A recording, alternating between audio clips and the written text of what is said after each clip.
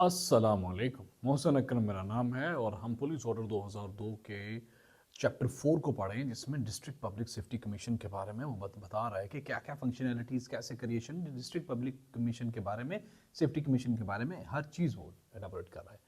Police order 2002 का article 44 चौथे chapter में जो है वो functions of district public safety commissions के बारे में बताता है कि कौन कौन से फंक्शंस होंगे जो डिस्ट्रिक्ट पब्लिक सेफ्टी कमीशन बनेगा। सबसे पहला तो ये कि वो अप्रूव करेगा एनुअल पुलिसिंग प्लान को, जो कि डीपीओ ने प्रिपेयर किया था।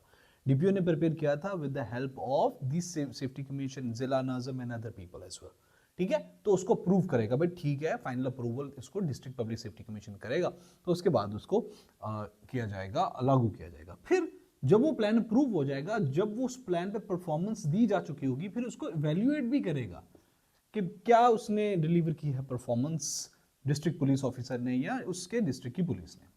फिर वो इनकरेज करेगा पुलिस पब्लिक ऑपरेशन को भी। डिस्ट्रिक्ट पब्लिक सेफ्टी कमीशन का एक काम ये भी है कि जो फर्क होता है, जो गैप होता है पुलिस और पब्लिक के दरमियान, उसको कम करेगा, प्रोवाइड करेगा ये district public safety commission resources, किसको? डीपीओ को, डिस्ट्रिक्ट पुलिस ऑफिसर को, एंड या फिर उसके कुछ सबऑर्डिनेट्स को, जो अपर उसके सबऑर्डिनेट्स होंगे उसको, फॉर बेटर फंक्शनैलिटी, कि वो अच्छी परफॉर्मेंस कर सके। फिर district public safety commission seek करेगा हेल्प ऑफ प्रोविंशियल गवर्नमेंट। अगर पुलिस को कभी प्रोविंशियल गवर्नमेंट को की या प्रोविंशियल गवर्नमेंट को कभी पुलिस की जरूरत हुई, तो ये एक दूसरे को उसको करीब लाने में और उसकी हेल्प एक दूसरे को प्रोवाइड करेगा। और district public safety commission can also direct DPO for legal injustices and justices.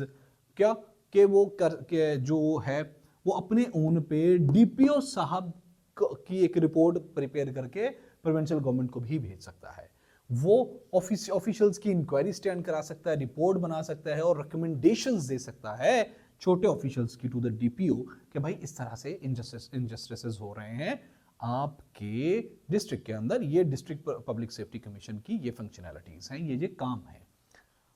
45वां article police order 2002 का terms of members of district public safety commission के बारे में बताता है कि कितनी देर के लिए या कैसे कैसे अगर कोई बंदा पब्लिक सेफ्टी कमीशन का बन गया है, डिस्ट्रिक्ट पब्लिक सेफ्टी कमीशन का मेंबर बन गया है, तो वो ज्यादा से ज्यादा 3 साल तक इसका मेंबर रह सकता है। वो दोबारा किसी भी सूरत में दूसरी टर्म नहीं अवेल कर सकता।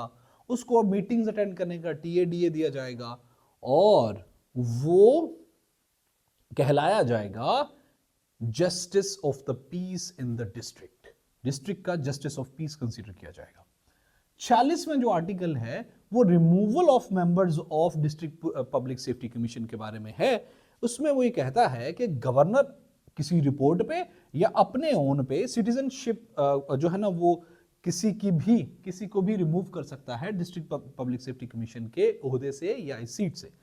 उसमें क्या क्या चीजें हैं? अगर कोई बंदे की सिटीजनशिप, पाकिस्तानी सिटीजनशिप कैंसिल हो गई है, या वो मेंटली सिक हो गया है, या वो गिल्टी हो गया है मिसकंडक्ट का, कि उसने अपनी किसी मीटिंग के अंदर मिसकंडक्ट किया हो, या उसके कोई कॉन्फ्लिक्टिंग आइडियोलॉजीज हैं विद द गवर्नर और with the state of Pakistan, मतलब वो आइडियोलॉजी से ही इनहराफ हो गया है, या वो उसने कोई क्राइम में किसी क्राइम में कन्विक्ट हो गया है, या बैंकरप्ट या लोन डिफॉल्टर हो गया है, तो such person can be removed from the district public safety commission